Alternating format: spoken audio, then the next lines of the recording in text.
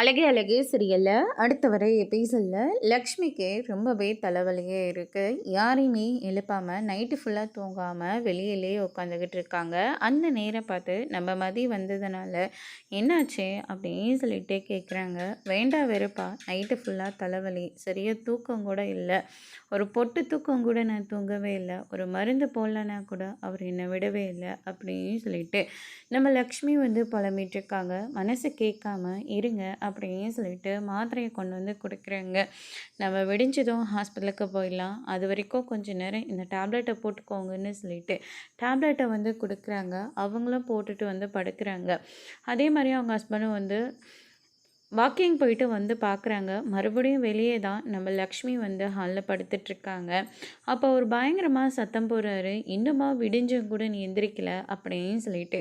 மதியம் இருந்துட்டு ஏற்கனவே அவங்களுக்கு தலைவலின்னு சொல்லிட்டு நைட்டு ஃபுல்லாக தூங்காமல் இருந்திருக்காங்க. நீங்களும் என்னடனா உங்கள் பாட்டுக்கு நீங்கள் தூங்கிட்டு இருக்கீங்க, உங்கள் தூக்கம் கிடையாதுன்னு சொல்லிட்டு அவங்க எப்படி இருக்காங்கன்னு ஒரு வார்த்தை கூட கேட்கவே இல்லை. சரின்னு சொல்லிட்டு படுத்துட்ருக்கிறவங்கள இப்படி சத்தம் போட்டுட்ருக்கீங்க. இந்த மாதிரி நிலமையில் நீங்கள் இருந்திருந்தா இந்நேரம் என்னெல்லாம் ஆர்ப்பாட்டம் பண்ணியிருப்பீங்க அப்படின்னு சொல்லிட்டு நம்ம மதி வந்து சொல்லிட்டு இருக்காங்க.